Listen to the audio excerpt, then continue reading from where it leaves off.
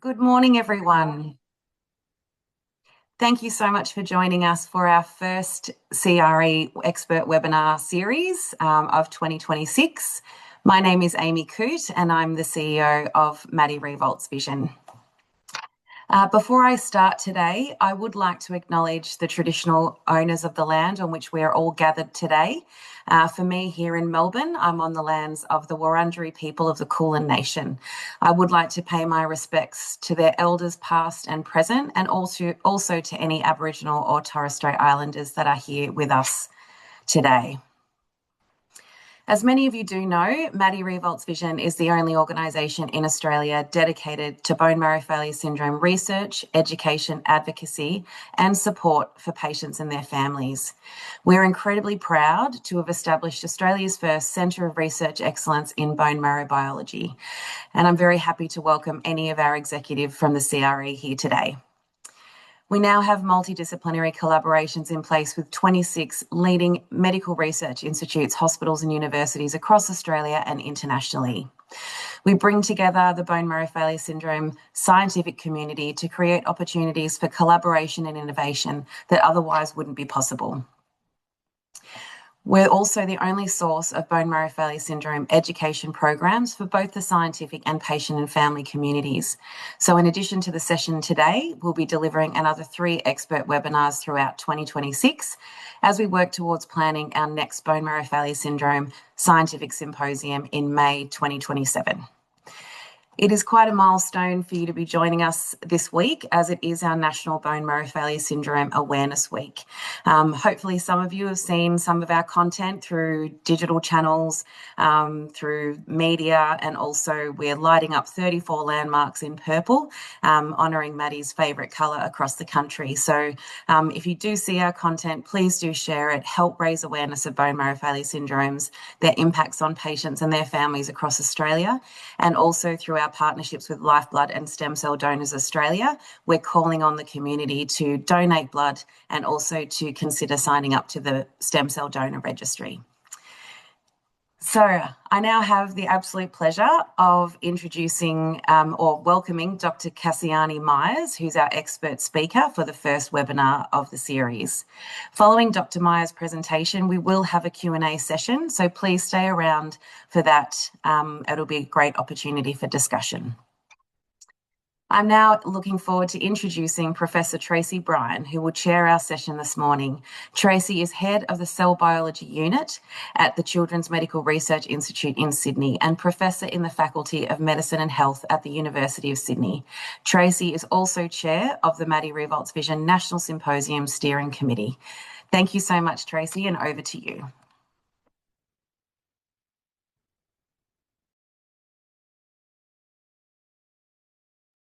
Sorry for the delay. Thank you very much, Amy. Thanks for the introduction. It's a great pleasure to be here this morning to be introducing my colleague, Dr. Kasiani Myers, who's our expert seminar speaker for this first webinar series. So Dr. Myers is a professor of pediatrics in the Division of Bone Marrow Transplantation and Immune Deficiency at the Cincinnati Children's Hospital Medical Center within the University of Cincinnati Department of Pediatrics. Her clinical practice focuses on patients with bone marrow failure and hematopoietic stem cell transplantation for non-malignant diseases, with particular expertise in Shwachman-Diamond syndrome and telomere biology disorders. And I must say that Dr. Myers is an extremely well-respected expert in both of these topics. So we're thrilled today that Kaz is going to be presenting on hematological malignancy development in Shwachman-Diamond syndrome. So over to you, Kaz.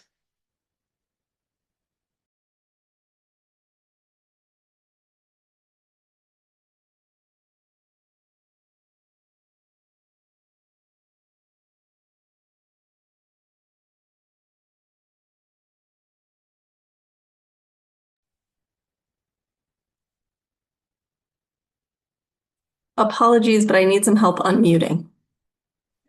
You're unmuted now, Kaz. I'm unmuted. Perfect. Yeah, okay. beautiful. Thank you.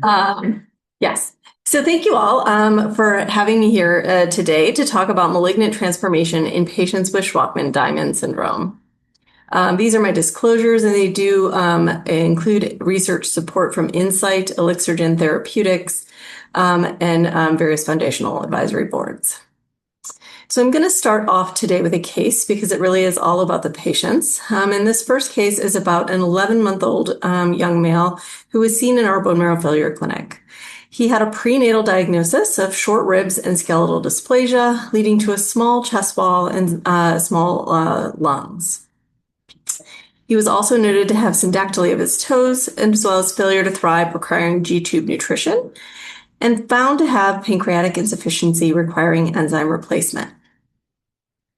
This patient did have completely normal blood counts, as well as completely normal genetic testing for June syndrome and short rib polydactyly syndrome type 2. Due to his pancreatic insufficiency, an astute physician in the pulmonary clinic tested for Shwachman-Diamond syndrome, and he was noted to have homozygous mutations for the most common mutation in the SBDS gene shown here, found in the vast majority of patients with Shwachman-Diamond syndrome. So Shwachman-Diamond syndrome, as you know, is an inherited ribosomopathy characterized by bone marrow failure and a very high risk of myeloid neoplasm that occurs early in life, which we'll talk about today.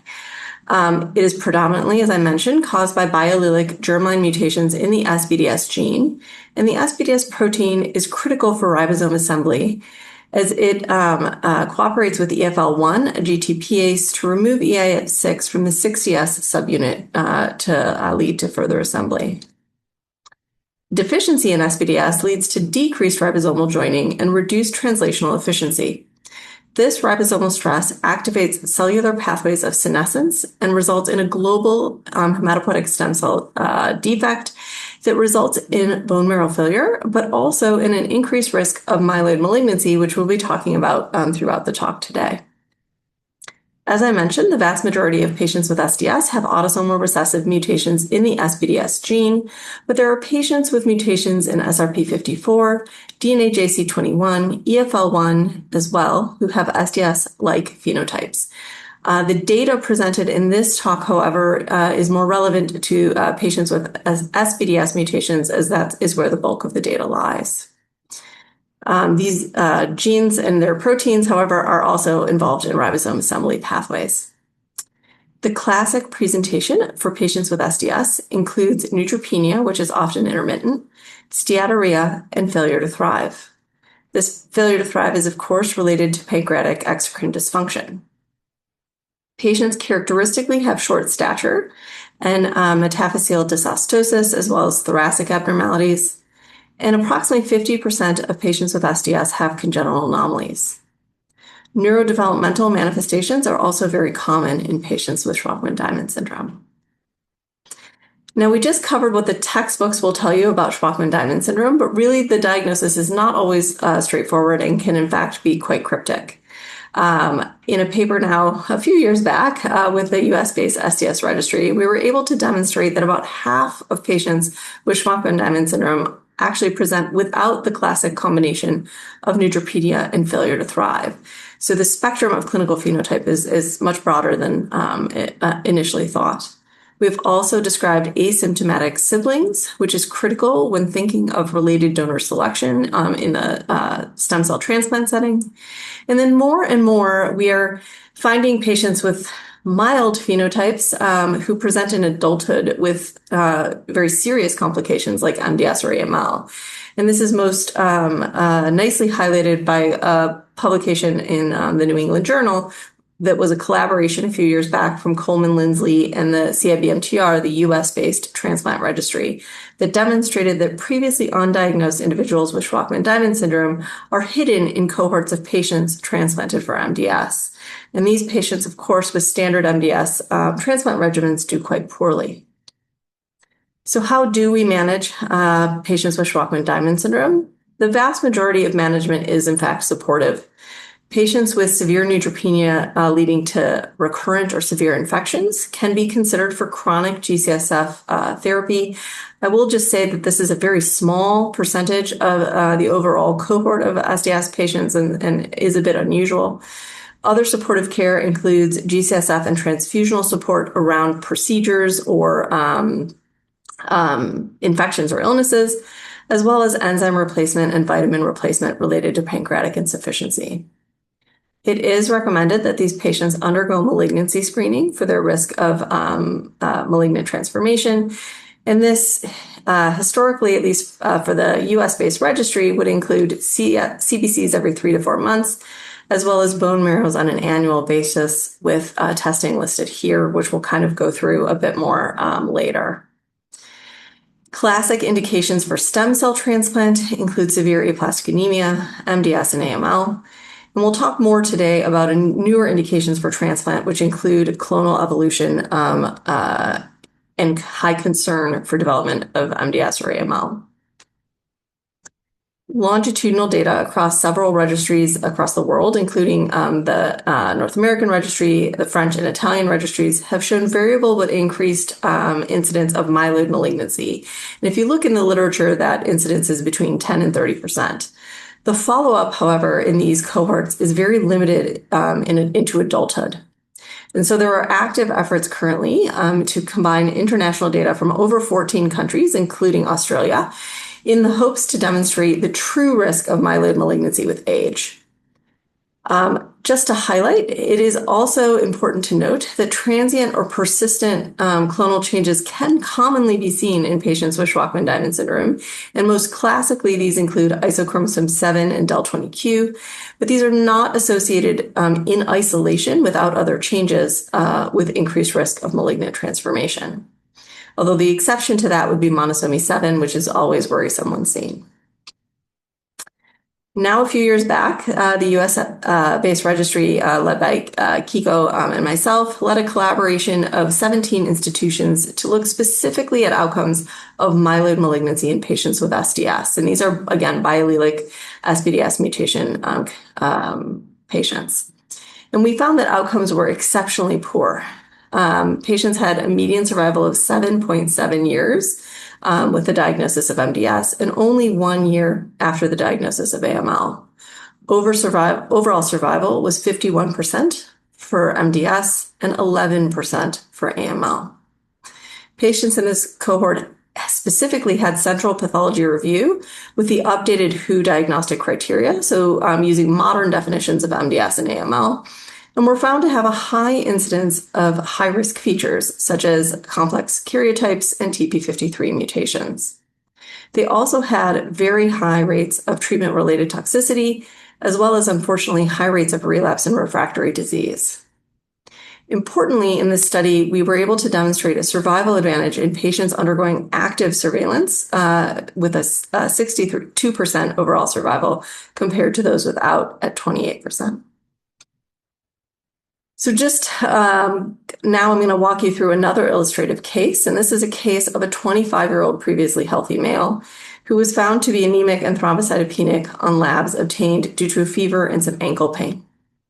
Eventual evaluation with a bone marrow led to the diagnosis of MDS with complex cytogenetics, and the NGS in this patient had a very high percentage of a TP53 somatic clone at almost 94%. This patient progressed to AML during his MDS-directed therapy and subsequently received AML-directed therapy. Germline testing, however, obtained at the end of cycle bone marrow evaluation, was performed due to increased toxicity related to AML therapy, and biallelic SBDS mutations were found consistent with the diagnosis of Shwachman-Diamond syndrome. Eventually, this patient proceeded to stem cell transplant with a partially matched unrelated donor, and day 30 bone marrow evaluation was MRD negative, but did have some mixed chimerism. Subsequently, unfortunately, this patient relapsed with a frank marrow relapse 3 months later, and his course was further complicated by multi-organ graft versus host disease and atypical mycobacterial infection. He eventually, unfortunately, passed away with refractory AML and active infection.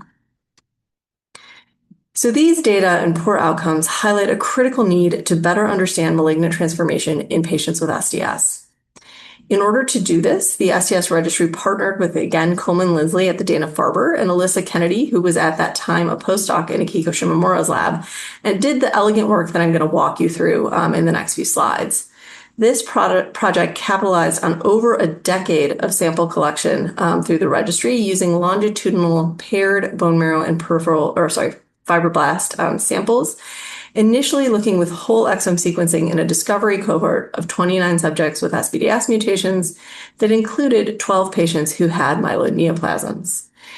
And this was done to identify recurrently somatically mutated genes. And then we went on to use targeted sequencing in a larger validation cohort that included both patients with SBDS mutations, but also a few genetically undefined patients with an SDS-like phenotype and a patient with DNA JC21. In these 12 patients with myeloid neoplasms, somatic alterations were seen in genes typically seen in myeloid neoplasms, including TP53, RUNX1, SETBP1, BRAF, NRAS, and ETNK1.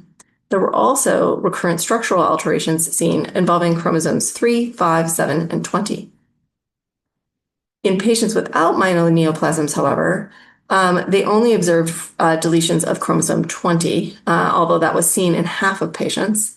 And these patients typically had recurrent mutations in EIF6, seen in about a third of the cohort. And they did not see mutations typically seen in sporadic myeloid neoplasms. Here you can see gene mutations on the x-axis going down and individual patients on the columns across. TP53 mutations, seen here in red, were more common in SDS patients with myeloid neoplasms than those without. And EIF6, PRPF8, and CSNK1A1 were also seen but not associated with myeloid neoplasms. Interestingly, on the far right, no somatic mutations were observed in the genetically undefined patients with SDS-like phenotypes. Overall, we detected a total of 327 somatic mutations in 76% of the patients tested with germline SBDS mutations. The median number of mutations was 2 mutations per patient, but did range from 0 to 21 mutations per patient. And EIF6 and TP53 were by far the most common. Most patients with somatic mutations had more than one mutation, frequently affecting the same gene. These were most commonly base substitutions, a C to T substitution, and these are predominantly seen as an aging signature in normal aging hematopoietic stem cells, as well as sporadic clonal hematopoiesis and even AML. The presence of somatic mutations was associated with older age, although patients did have mutations starting at a very young age, as you see there on the far right. Initial bulk sequencing demonstrated that almost 91% of patients with SDS and TP53 somatic mutations also had concurrent EIF6 mutations, which raised the question for us whether or not these mutations were in the same clone or separate clones.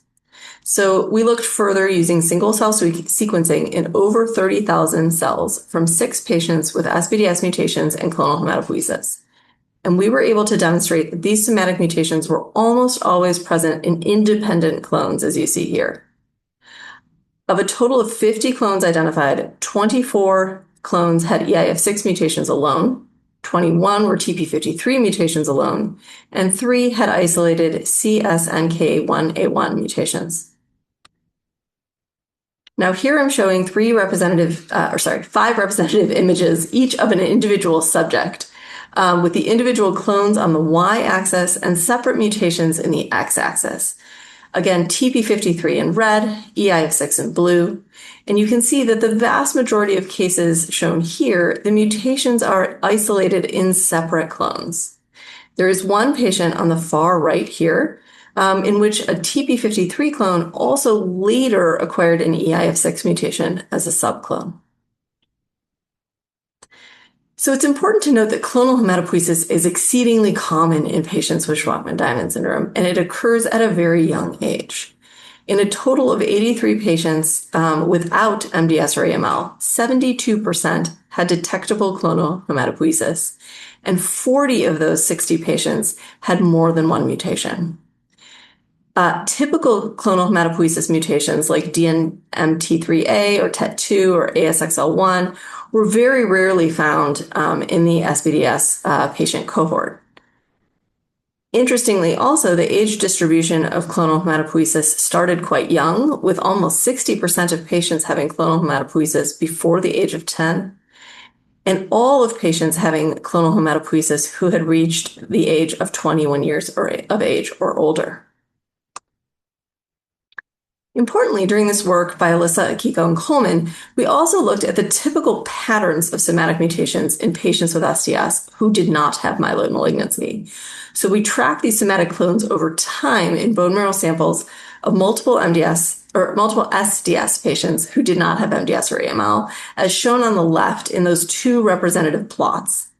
And you can see that we found EIF6 mutations in blue and TP53 mutations in red are present at very low variant allele frequency for years in SDS patients without the development of myeloid malignancy. The median VAF of these mutations is typically quite low, less than 1%, as shown in the bar plot in the middle there. And in addition, the fold change of VAF over time is minimal, with most somatic clones remaining very stable at that very low VAF over time. So based on these data, we defined high-risk somatic mutations in our cohort as somatic mutations in TP53 or other high-risk driver genes that had a VAF of at least 3% or more in at least 2 consecutive bone marrow exams. So what does it take for the somatic clone to be pushed over into a malignant clone in Shwachman-Diamond syndrome? Well, specifically honing in on patients with myeloid neoplasms and Shwachman-Diamond syndrome, we've sequenced 7 patients that had myeloid neoplasms and found biallelic alterations in TP53 in all 7 patients. 3 of the 7 patients had additional somatic mutations that are typical myeloid drivers on top of their biallelic TP53 mutations, so NRAS, KRAS, or PTPN11. And these were rarely present in any of the other samples that did not have morphologic transformation.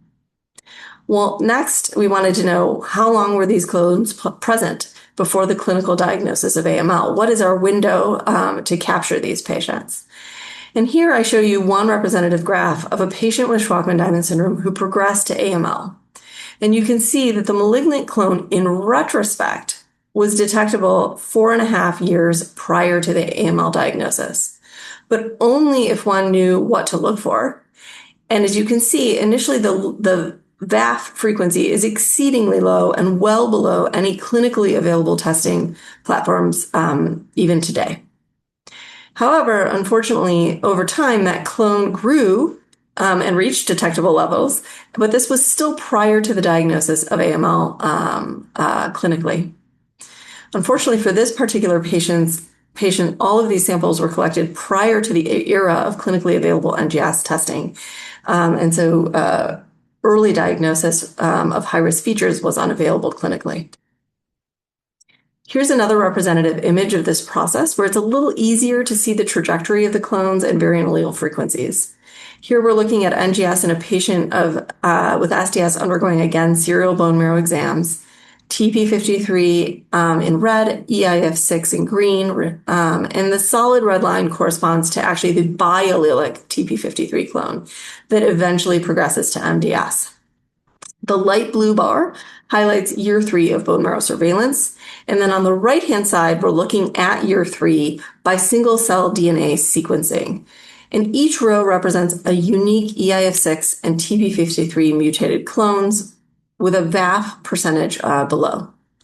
Each dot is a single cell belonging to that given clone. And so we know that heterozygous mutations have a VAF of about 0.5. And you can see there in the circle, the biallelic TP53 mutation has a VAF of 1.0, indicating, again, biallelic status. This biallelic TP53 mutated clone expands exponentially and represents the dominant clone at the time of MDS diagnosis. This clearly demonstrates the ability of single-cell sequencing, at least, to reveal the clonal hierarchy of somatic mutations and clearly identify high-risk TP53 mutations years before the clinical diagnosis of myeloid malignancy. So this detectable TP53 mutated clone found by single-cell sequencing eventually gives rise to a leukemia. And this patient had no other concerning clinical, pathologic, or cytogenetic features during routine bone marrow surveillance, as well as peripheral blood counts, only a few months preceding leukemia diagnosis, highlighting that the window is sometimes very small for these patients. And again, just to say, this was done in retrospect, so this patient did not have the advantage of being able to be screened for these evolving clones. So as a summary, SBDS deficiency results in impaired ribosome assembly, decreased cell fitness, and bone marrow failure. Through work from our registry, as I just discussed, as well as other groups who are working on this as well, we have shown that this ribosomal stress poses a significant drive for somatic clones that improve cell fitness. But depending on the mechanism, this results in very divergent clinical outcomes. Somatic loss in mutations in EIF6 represent an adaptive somatic rescue that alleviates the underlying ribosome defect, improves cell fitness, and reduces leukemia risk in clones harboring the EIF6 mutation.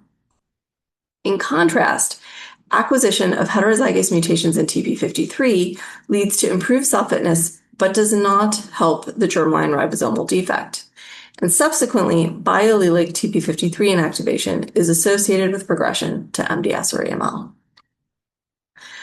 So while patients with STS can have clonal hematopoiesis with TP53 and EIF6 mutations existing in parallel for many years, we now know that the acquisition of that second TP53 mutation leads to the development of myeloid malignancy in the vast majority of patients with STS who develop myeloid malignancy through the loss of cell checkpoint and genomic instability. This argues, I believe, for the addition of NGS sequencing to bone marrow surveillance screening. Although single-cell sequencing is not available clinically, this can be challenging then. The ability to tease out the significance of individual clones and their changes over time is hard. And so we would recommend consultation with an expert for help with interpretation and consideration for timely referral to transplant in the setting of an evolving or growing TP53 clone. So I've spent a long time talking about myeloid malignancy in STS, but I do want to touch briefly on some relatively new data on the risk of lymphoid malignancy in Shwachman-Diamond syndrome.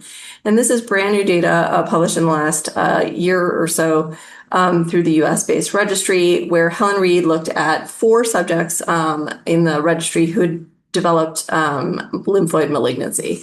And all of these patients have biallelic SBDS mutations. The observed risk is 38-fold higher than the general population for development of lymphoid malignancy. And interestingly, these patients did have, similar to with myeloid malignancy, increased toxicities with their lymphoid-directed therapy. And in fact, one went on to develop AML after his initial lymphoma therapy, in addition to developing what appears to be not a relapse, but a second lymphoma. These data potentially argue for consideration for transplant in the original lymphoma setting, given the potential risk for therapy-related lymphoma or AML, in addition to the baseline increased risk with SBDS mutations. So more work and learning to come in this area. So how do we use these data? There's a lot of controversy about the timing and type of surveillance one uses for patients with Shwachman-Diamond syndrome. And we're actively debating this at the moment as we revise and develop a new consensus guidelines for patients with SDS. So stay tuned. We hope to have that published maybe within the next year or so.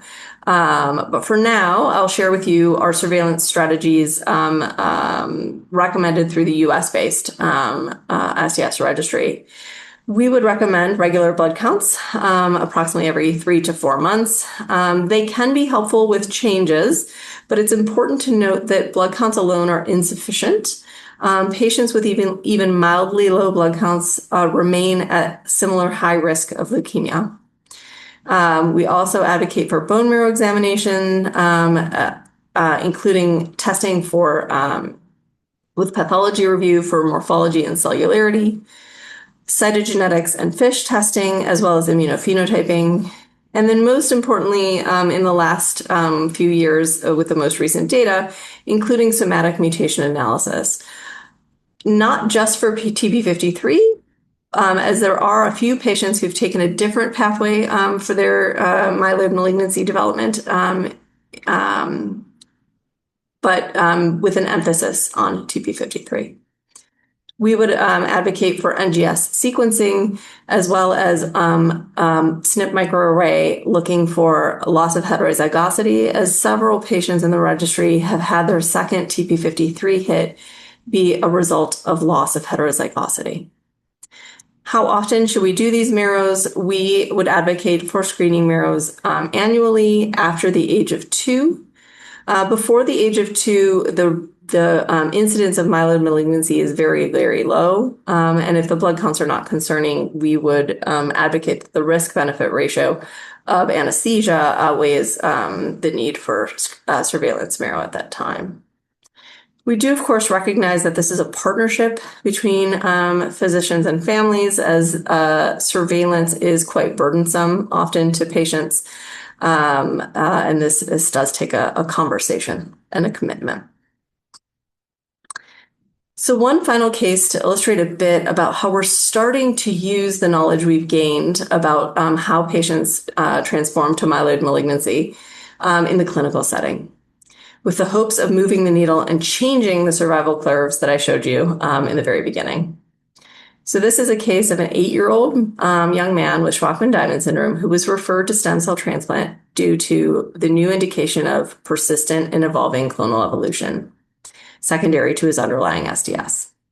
He was initially diagnosed with Shwachman-Diamond syndrome while in the NICU due to cytopenias and prolonged respiratory distress, and has been supported chronically with once-weekly GCSF and was still on his GCSF at the time of referral. His bone marrow had maturing trilineage hematopoiesis with no evidence of myelodysplasia and was mildly hypocellular. He had normal FISH and normal chromosomal analysis. However, he did have persistence over several months of time of a growing TP53 clone, which had reached the VAF of 3% more than once. So he proceeded to stem cell transplant with a matched unrelated donor and is currently more than 12 months post-transplant. He did have some complications, including mild GVHD, as well as CMV viremia, all of which have resolved. And the most recent bone marrow evaluation done 12 months post-transplant showed a full donor chimerism and no evidence of TP53 clonal hematopoiesis. So we do know that transplant is the only curative option for hematologic disease in Shwachman-Diamond syndrome.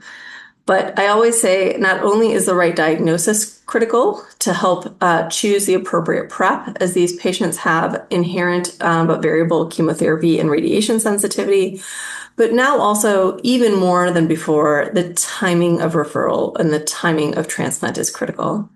Even as a transplanter, I'm the first to admit that transplant is a high-risk therapy.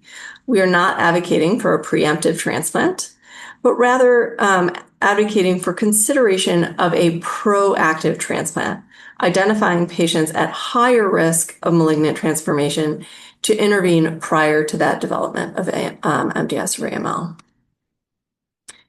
So we talked about this a bit before. Transplant is offered for patients with Shwachman-Diamond syndrome in the setting of severe aplastic anemia. This is again determined by cytopenias, not by bone marrow cellularity. We also offer or consider transplant for patients with high-risk cytogenetic abnormalities such as monosomy 7, but again, not in isolation del20q or isochromosome 7 without other changes.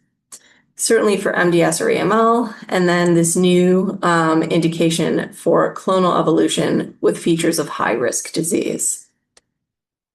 So why not transplant for all? After all, it's the only curative therapy available at this time for hematologic disease.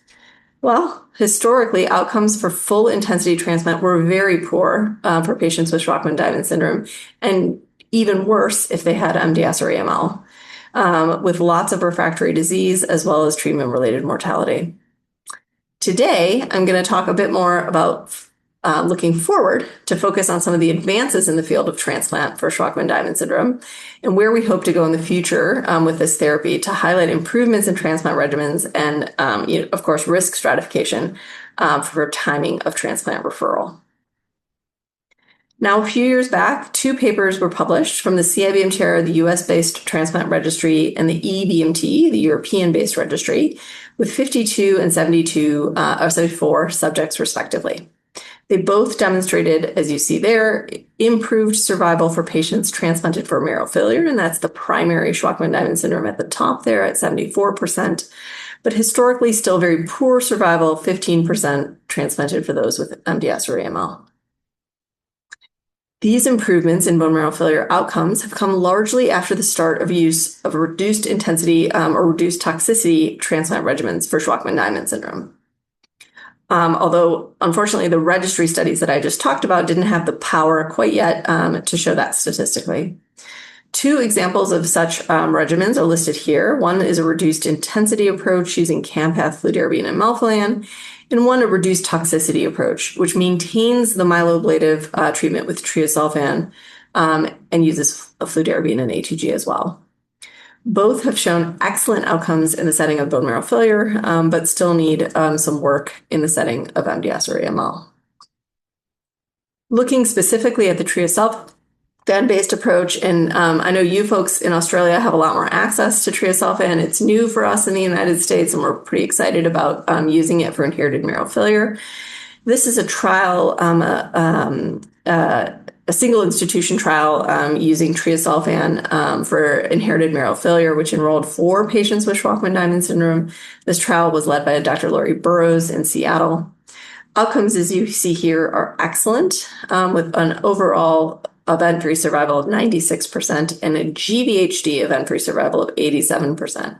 And this cohort at the time of publication had a median follow-up of 2 years. Interestingly, clinically, which you guys might know, the toxicity of mucositis and nausea was significantly less in this regimen, and these patients had a lower risk of VOD as well. This great work led to a new protocol through the BMT-CTN with Laurie Burrow again as the PI, and this protocol is BMT-CTN 1904, which is a prospective multicenter phase 2 trial designed to evaluate transplant for marrow failure using a treosulfan-based conditioning. This is a single-arm trial and now is fully enrolled as of February of 2025 and did enroll 11 patients with Shwachman-Diamond syndrome, the vast majority of whom actually had the indication of clonal evolution with high-risk features. The final results of this trial will not be available for a while. Actually, data closed just about a month ago, and so analysis is starting shortly. But our experience up to this point with this regimen has been very promising. It's important to note, talking to a rare disease group, that participating in studies like this that are a multi-center uniform approach is critical to advancing treatment studies for patients with rare diseases, especially treatments like this, which hope to decrease the toxicity and improve outcomes for our patients. So in this spirit, we're in negotiation with the company Medexus for a new clinical trial using the treosulfan-based regimen for patients with inherited marrow failure and MDS or AML. And this is another collaboration with Laurie Burrows in Seattle, and will be open to patients with SDS, but also other inherited marrow failure disorders as well. So stay tuned. Switching gears a bit from how we transplant to how often, and looking a bit more granularly, this is the US-based SDS registry transplant data. At the time of this analysis, there were 293 subjects that were genetically defined in the registry. As you can see here, the vast majority, 88%, have biallelic mutations in the SBDS gene, and 62 patients went on to have a stem cell transplant. Again, the vast majority of those patients also having an SBDS mutations.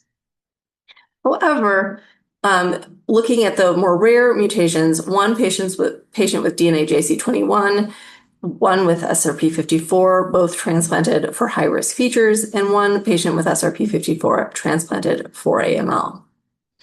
Focusing specifically on patients with SBDS mutations, of those transplanted, about 25% were transplanted for marrow failure, about 35% for myeloid malignancy, and 35% for the new indication of high-risk features. Other transplant indications included cytogenetic and clonal changes that are no longer considered indications for transplant. So again, I touched on this before. The diagnosis of a germline predisposition syndrome like Shwachman-Diamond syndrome offers the opportunity for surveillance to flag patients at high risk for clonal progression.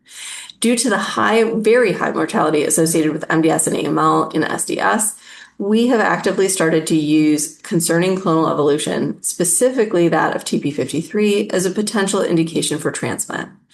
This is, of course, done with shared decision-making discussions with patients and families, as data is still limited.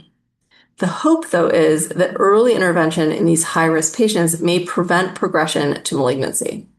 However, outcomes of transplant in high-risk patients with germline predisposition syndromes have not been studied systematically. So I'm happy to say that through the registry, we're now investigating the outcomes of stem cell transplant for high-risk features in patients with SDS, and we hope to compare these outcomes to patients with SDS transplanted for MDS or AML. Again, this project will focus specifically on patients with biallelic mutations in the SBDS gene.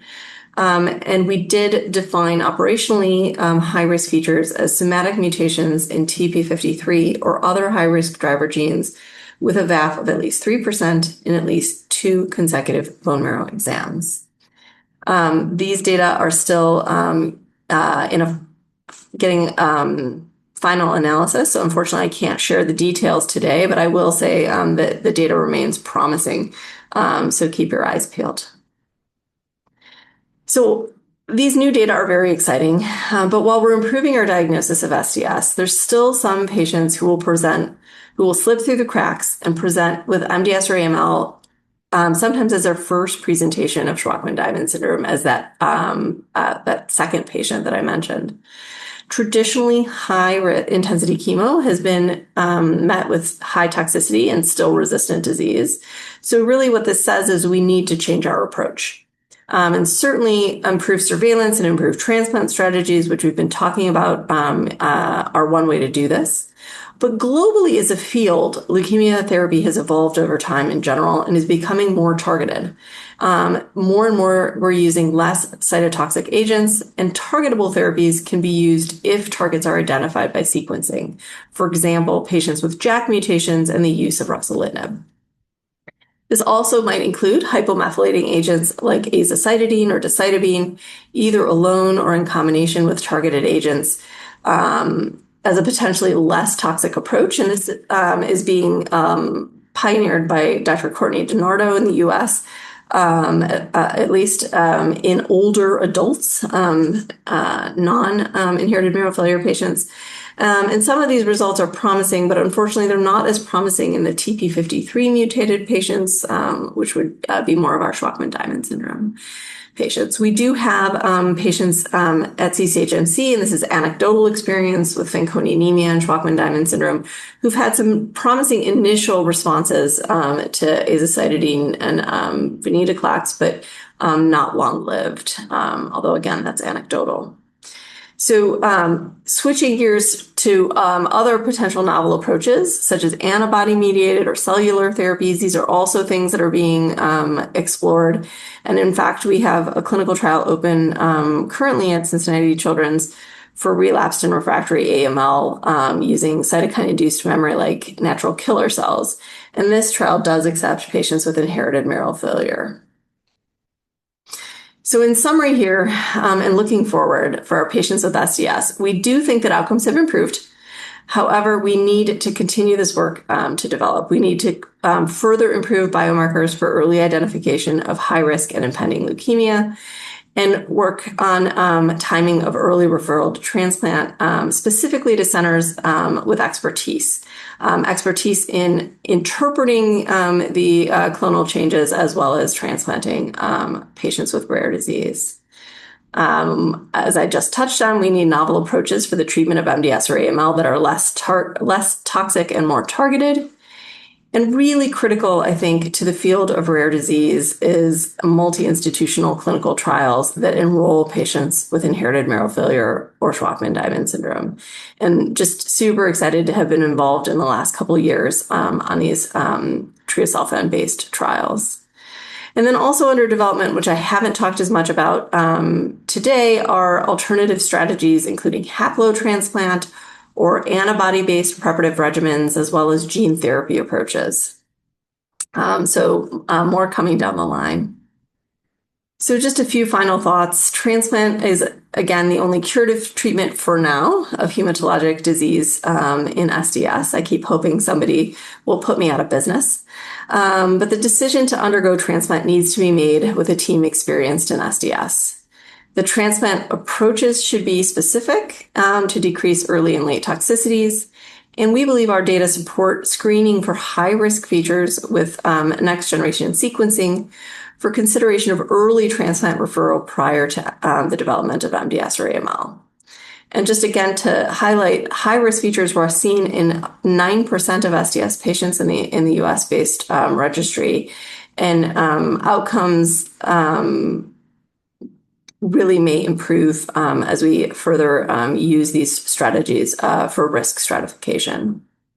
We do have an SDS board available for consultation for treating physicians through the SDS registry to help interpret NGS findings. If that is helpful to anybody, please reach out. And just a plug again for developing and enrolling on multi-institutional clinical trials. As I conclude, I'd like to thank Akiko Shimomura specifically, who's been an amazing mentor to me and a partner in all of this. Everyone who's participated and contributed to this work. You can see it takes a vast worldwide village to do this kind of work in rare disease, but most especially a special thanks to the patients and families without whom none of this research could have been done. Thank you all for your attention, and I look forward to your questions.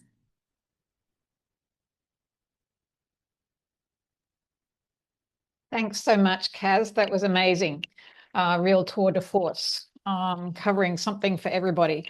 So participants, I encourage you to put any questions that you have in the Q&A box. You'll find the Q&A box at the bottom of your screen. So as you enter them there, I'll make sure that Kaz can see them and answer them. But while you're thinking of questions, I will start off by taking advantage of having a microphone and ask you a verbal question, Kaz. So I was curious about the patients with the P53 clones. Do you ever see any compensatory mutations occurring in those clones in addition to the P53 that would restore ribosome function? Because, of course, they still have the underlying SBDS mutation. Those cells are still struggling for ribosome function. So even though the senescent function of P53 is knocked out, I would think that they would still need to boost ribosome function somehow. So do you ever see that? In a few small clones, we've seen the development of an EIF6 mutation after the development of a TP53 mutation. And so sort of a combination of maladaptive and adaptive at the same time. Right. So it's rare, but occasionally we do see them together. Right. Okay. And EIF6 is the only one you've seen so far, is it? Because I know in telomere biology disorders, there's lots of different ways that the cells can overcome the telomere shortening. So. Yes, correct. That is the EIF6 is the only one that we've seen that is demonstratively adaptive. Yeah. Right. Okay, we do have a question from Patty Barbaro in Queensland. Hi, Patty. Can you see the questions, Kaz, or would you like me to read it out? I cannot see the question. Oh, wait, Okay. maybe I can see the questions. I can. Given the relative. So, yeah, Patty's Right. question is, what are your thoughts about the upfront transplant in patients who have excellent donor choices and no high-risk features? Right, that's a great question and a question I get quite often. Transplant outcomes improve over time overall, as well as transplant technologies and other therapies. In the best of all worlds, there is a significant risk of mortality with stem cell transplant, even with a terrifically matched donor. So I would advocate for surveillance with very brisk intervention if there is any concern, in the hopes that over the time that is passing, that you're not doing this sort of more preemptive transplant, that transplant technology will improve, or additional therapies will, gene therapy or additional other therapies that are not as toxic and as high risk will evolve. And that's just looking at if you graph all transplants over the last 50 years, each decade there are significant improvements in survival. So it is worth waiting, since looking at the data, not everybody with STS will need a transplant. Okay, there's quite a few questions popping in, so we'll move on to Ashley Scott, who says, thanks for a wonderful talk and for your work in recent years. In adult transplantation, many of us have moved to PTC gamma-based platforms for MDS-AML. However, my experience in STS patients has been significant mucositis. Okay, I can't say the clinical terms. Mucositis, yes. Mucositis, perhaps with double alkylator exposure. Are you using PTC gamma in any setting or preferring ATG ChemPath as you described? Right, that's a fantastic question and a matter of hot debate. There are a few patients that I'm aware of in the US that have had, with Shwachman-Diamond syndrome, that have had a PTCy-based GVH prophy. And they have received the lower dose PTCy as developed by the Brazil group for Fanconi anemia. It's sort of like a half dose even. And those one or two patients did okay. There was still some mucositis, but not severe mucositis as you describe. So I don't have any personal experience with it, but that would be my recommendation and my approach if it was my patient, I think. Okay, so moving on to a question from PB, not sure who PB is. Thank you for a great talk. Del20Q is a relatively common mosaic chromosomal alteration in population databases. While there is a specific mechanistic explanation in the context of SBDS by EIF6, do you have a feel for whether there is a fitness advantage outside of this context? A fitness advantage of the Del20Q outs in the general population rather than. That's what I interpret, yeah. Yeah, that's a very interesting question. I don't know that I've ever looked to see if that would be an advantage. You might think that if there's other reasons of ribosomal stress in the population, that this might be something that could help with that. But yeah, great question. I'm going to have to ponder that. Okay. All right, question from Stephen Ting. Hi, Stephen. Have you looked at cell-free DNA as a potential screening method for P53 biallelic transformation risk? Short answer, no. Long answer, interesting idea. I think I think that's cell-free DNA is sort of a hot topic both in malignancy and in sort of the rejection solid organ transplant world as well. I think it's I think I think the technology needs some evolution before it is as successful in the world of hematologic malignancy as it is with solid disease. Just because there's a lot of cell death, but interesting question. Yeah. Yeah. Okay, any other questions from anybody? If not, we might wrap up the Q&A session there. So thanks again, Kaz. That was a wonderful presentation, and I'm sure the Australian audience really appreciated your insight. And as you say, it's a global endeavor, and it's going to need all of us to participate. So that message resonates loud and clear. Okay, Amy, I'll hand it over to you to finish off. Thanks so much, Tracy. And thank you so much, Dr. Myers. I can say that we've seen firsthand the devastating impact of Shwachman-Diamond syndrome and continue to provide grief support to those families. So, knowing that this is happening and there's an amazing group of worldwide experts joining sort of on this fight certainly gives our families hope. So thank you so much for all the work that you're doing in this space.